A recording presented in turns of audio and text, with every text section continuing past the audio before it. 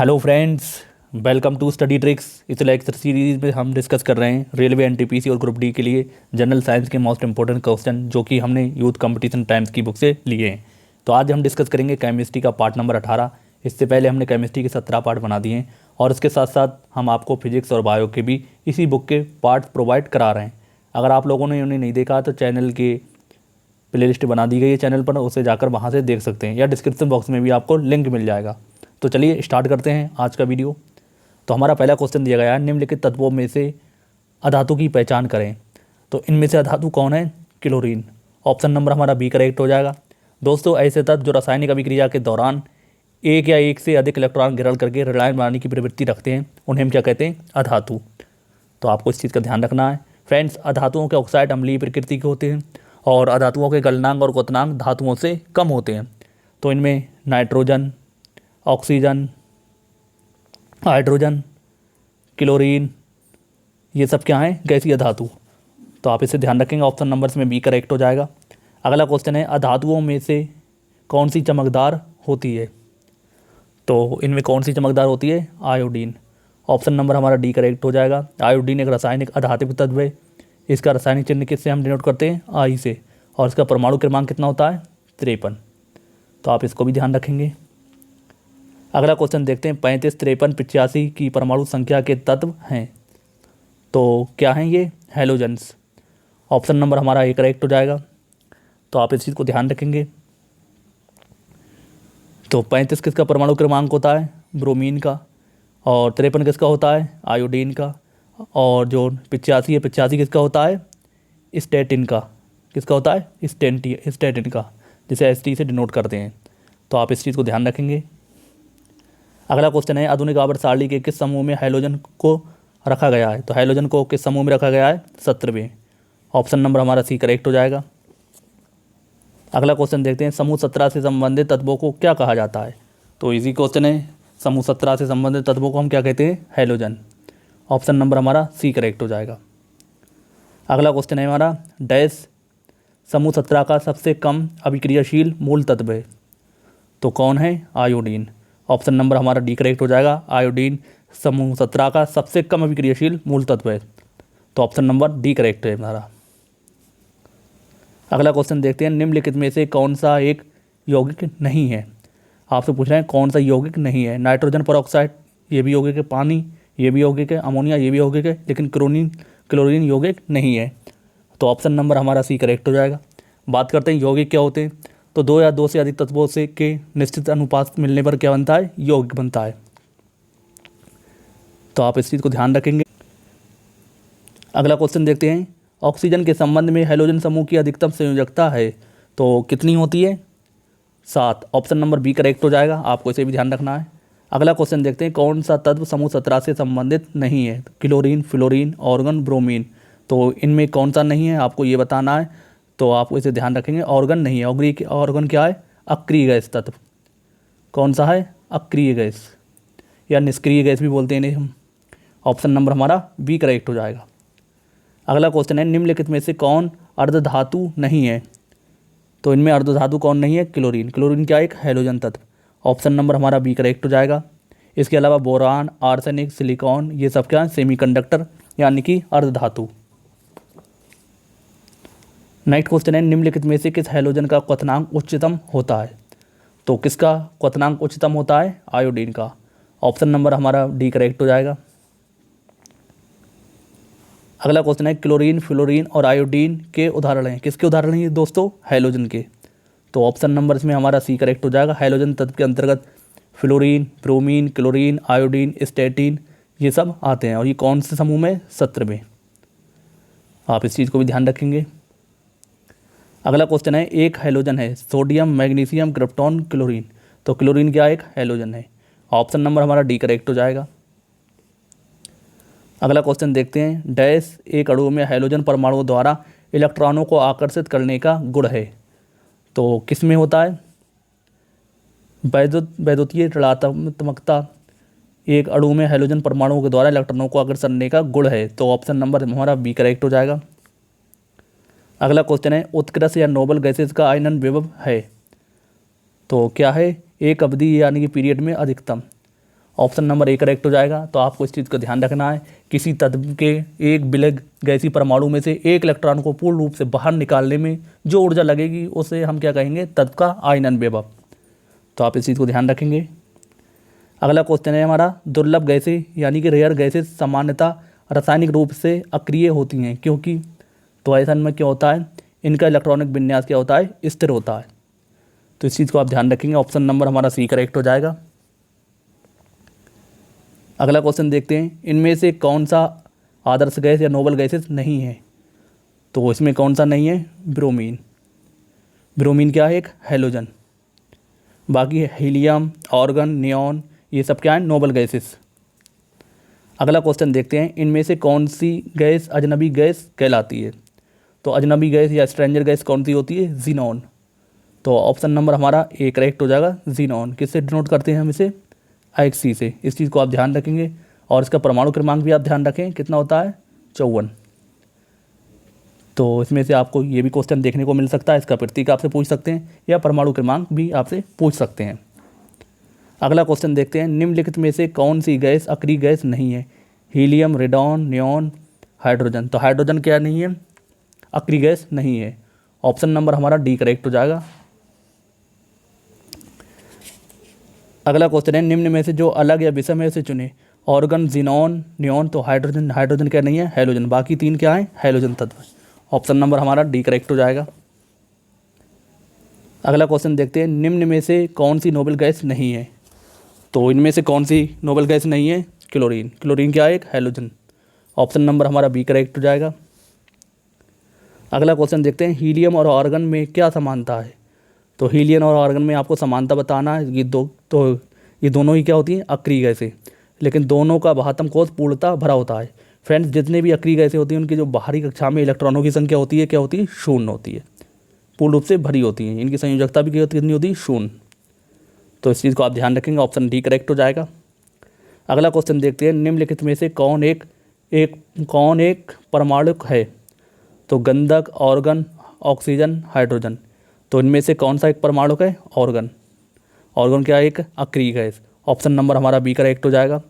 तो आपको ध्यान रखना है, वो परमाणु जिसके बाह्यतम कोश में कोई संयोजी इलेक्ट्रॉन ना हो, उस परमाणु के बाह्य कोश पूर्णतः भरे हों, उसे एक परमाणु कहते हैं। तो आपको ध्यान रखना, जितनी भी हमारी अक्रिय गैसें होती हैं क्या होती हैं, एक परमाणु। इनमें organ, helium, neon, xenon, radon, ये सब क्या हैं, एक परमाणु गैसें, या इन्हीं को अक्रिय या निष्क्रिय नोबल गैसेस भी कहते हैं। तो किसी भी नाम से आपसे पूछ सकते हैं, आपको सारे नाम ध्यान रखना है। अगला क्वेश्चन है, निम्नलिखित में से कौन सी अक्रिय गैस को आवर्त 5 में रखा गया है। तो किसे रखा गया है, जीनॉन को। ऑप्शन नंबर हमारा सी करेक्ट हो जाएगा। जीनॉन का परमाणु क्रमांक कितना होता है, 54। आपको इसे ज़रूर ध्यान रखना है। और इसका गलनांक भी आप ध्यान रख सकते हैं, एग्जाम में एक बार पूछा गया था। तो इसका गलनांक होता है 161.40 केल्विन। तो केल्विन में पूछा गया था आपसे। अगला क्वेश्चन देखते हैं, आधुनिक आवर्त सारणी में समूह 18 के मूल तत्वों अपनी बाह्य कक्षा में 8 इलेक्ट्रॉन होने वाले को छोड़कर अन्य सभी को क्या कहा जाता है। तो उन्हें हम क्या कहते हैं, निष्क्रिय गैसेस।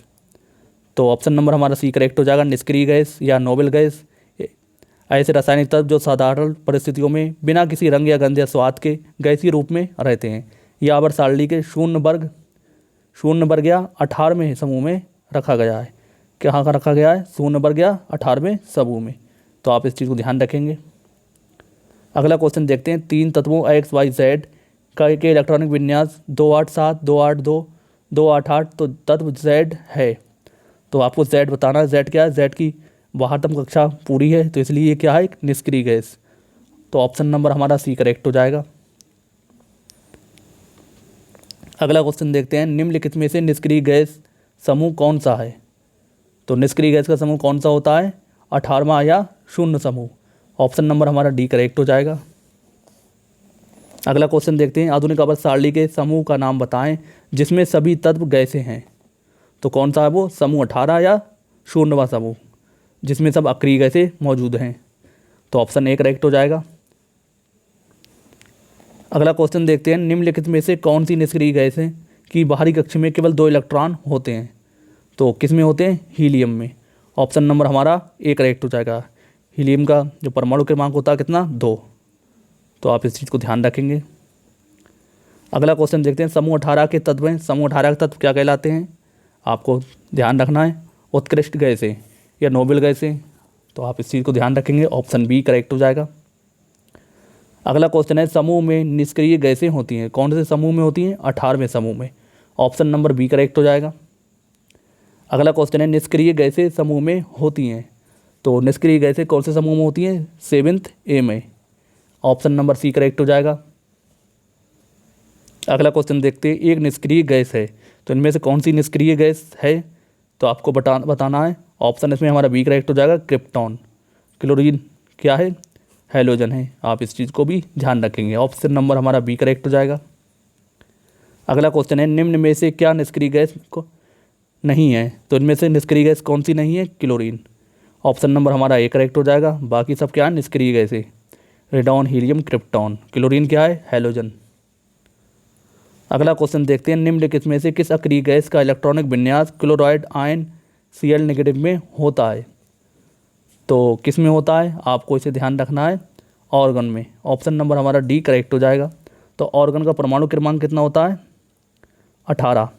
जब हम इसका इलेक्ट्रॉनिक विन्यास बनाएंगे तो 2, 8, 8। और क्लोरीन नेगेटिव है तो कितना होता है? ये भी 18 हो जाता है। तो 2, 8, 8। तो दोनों का इलेक्ट्रॉनिक विन्यास क्या है? समान है।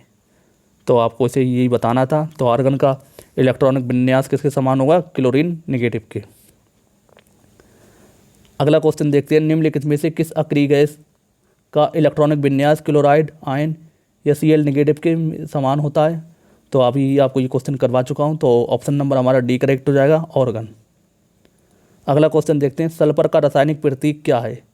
तो इजी क्वेश्चन है, सल्फर का रासायनिक प्रतीक क्या है? एस। केवल ऐसे डिनोट करेंगे। ऑप्शन डी करेक्ट हो जाएगा। अगला क्वेश्चन है, निम्नलिखित में से कौन सा तत्व बहुपरमाणुक है? तो इनमें से कौन सा तत्व बहुपरमाणुक है? सल्फर। ऑप्शन नंबर हमारा सी करेक्ट हो जाएगा। ऑर्गन को हम लिखेंगे Ar, सोडियम को केवल Na, ऑक्सीजन को क्या लिखेंगे? O2 और सल्फर को H2। तो आपसे पूछा क्या गया है? बहुपरमाणुक। तो इसमें ऑप्शन नंबर हमारा सी करेक्ट हो जाएगा। ऐसे लिखेंगे एसेट, इस तरीके से लिखेंगे। बहुपरमाणुक पूछा गया है। द्विपरमाणुक की बात करते हैं तो कौन है? ऑक्सीजन है। अगला क्वेश्चन है, निम्नलिखित में से कौन सा एक क्षारीय एल्केलाइन नहीं है? तो इनमें से कौन सा एल्केलाइन क्षारीय नहीं है? सल्फर। तो ऑप्शन नंबर हमारा सी डी करेक्ट हो जाएगा। सल्फर एक रासायनिक धातु तत्व है। इसका उपयोग कीटनाशक पदार्थ, दिया सलाई, बारूद, विस्फोटक पदार्थों में होता है। इस चीज़ को आप ध्यान रखेंगे, ऑप्शन डी करेक्ट हो जाएगा। अगला क्वेश्चन है, रबड़ को ताकत प्रदान करने, अधिकतम लोच एवं स्थिरता प्रदान करने हेतु सल्फर और ताप से उपचारित करने की प्रक्रिया को कहते हैं? तो उसे हम क्या कहते हैं? वल्केनाइजेशन।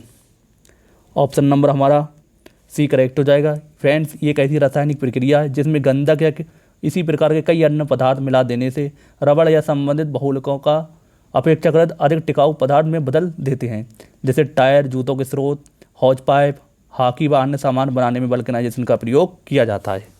तो आपको ये सारे पॉइंट ध्यान रखना है इसके बारे में। अगला क्वेश्चन है, सल्फर ने अपना नाम किस भाषा से लिया है? तो सल्फर का जो नाम सल्फर है किस भाषा से लिया गया है? लैटिन भाषा से। ऑप्शन नंबर हमारा एक करेक्ट हो जाएगा। अगला क्वेश्चन देखते हैं, प्याज काटते समय आँखों में जलन पैदा करने वाला यौगिक कौन है? तो वो कौन सा यौगिक होता है? सल्फर। ऑप्शन नंबर हमारा सी करेक्ट हो जाएगा। तो प्याज काटते समय आँखों में जलन पैदा करने वाला यौगिक सल्फर है। प्रकृति में सल्फर मुक्त या संयुक्त दोनों अवस्था में मिलता है। इस चीज़ को आप ध्यान रखेंगे। अगला क्वेश्चन देखते हैं, डैश की उपस्थिति के कारण हमें ये गंध महसूस होती है जिससे हम एलपीजी सिलेंडर लीक होने का पता चलता है। तो वो कौन सी गैस होती है? आप इसको ध्यान रखेंगे, एग्जाम में पूछी जा सकती है। तो ये गैस कौन सी होती है फ्रेंड्स? ये होती है हमारी सल्फर यौगिक। ऑप्शन नंबर हमारा सी करेक्ट हो जाएगा। तो आप इसे ध्यान रखेंगे। अगला क्वेश्चन देखते हैं, सल्फर की परमाणुकता क्या है? तो सल्फर की परमाणुकता कितनी होती है? बहुपरमाणुक। ऑप्शन नंबर हमारा ए करेक्ट हो जाएगा। इसे हम किस तरह से लिखते हैं? S8। जो हम इसके जो बनाते हैं इस तरह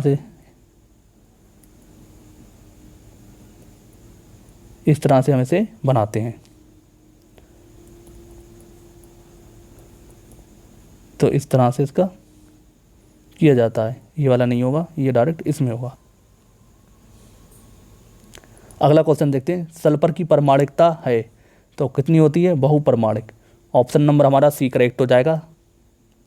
अगला क्वेश्चन है, एकल परमाणु अणु का उदाहरण है तो एकल परमाणु इनमें कौन है? ऑर्गन। एकल परमाणु का उदाहरण आपसे पूछा गया है, इनमें कौन है? ऑर्गन। ऑप्शन ए करेक्ट हो जाएगा। अगला क्वेश्चन देखते हैं, हीरे के कार्बन परमाणु के बाहरी कोश में मुक्त इलेक्ट्रॉनों की संख्या है तो कितनी होती है? 0। ऑप्शन नंबर हमारा ए करेक्ट हो जाएगा। दोस्तों, हीरा कार्बन का अपूर्व तथा पारदर्शी रत्न है। ये रासायनिक रूप से कार्बन का शुद्धतम रूप होता है, आप इस चीज़ को भी ध्यान रखेंगे। अगला क्वेश्चन देखते हैं, डैश कार्बन का एक अपरूप नहीं है तो इनमें से कार्बन का अपरूप कौन सा नहीं है? Carbon dioxide. ऑप्शन नंबर हमारा बी करेक्ट हो जाएगा। नेक्स्ट क्वेश्चन है, निम्नलिखित में से कौन सा अब तक ज्ञात कठोरतम पदार्थ है? तो अब तक सबसे जो कठोर तत्व ज्ञात हुआ है कौन सा है? हीरा। ऑप्शन नंबर हमारा सी करेक्ट हो जाएगा, हीरा। अगला क्वेश्चन है, सबसे कठोर प्राकृतिक पदार्थ है तो सबसे कठोर प्राकृतिक पदार्थ कौन सा है? हीरा। ऑप्शन नंबर ए करेक्ट हो जाएगा। अगला क्वेश्चन देखते हैं, आग को बुझाता है। दोस्तों, आग को कौन बुझाता है? Carbon dioxide. ऑप्शन नंबर हमारा बी करेक्ट हो जाएगा। फ्रेंड्स, सोडियम बाइकार्बोनेट के स्रोत पर तनु सल्फ्यूरिक अम्ल की प्रतिक्रिया कराकर कार्बन डाइऑक्साइड गैस तैयार की जाती है। इसकी प्रकृति कैसी होती है? अम्लीय। इस चीज़ को भी आप ध्यान रखेंगे, एग्जाम में पूछ सकते हैं कि कार्बन डाइऑक्साइड की प्रकृति कैसी होती है। तो क्षारीय, अम्लीय, अम्लीय क्षारीय, इस तरह के ऑप्शन आपको देखने को मिल सकते हैं।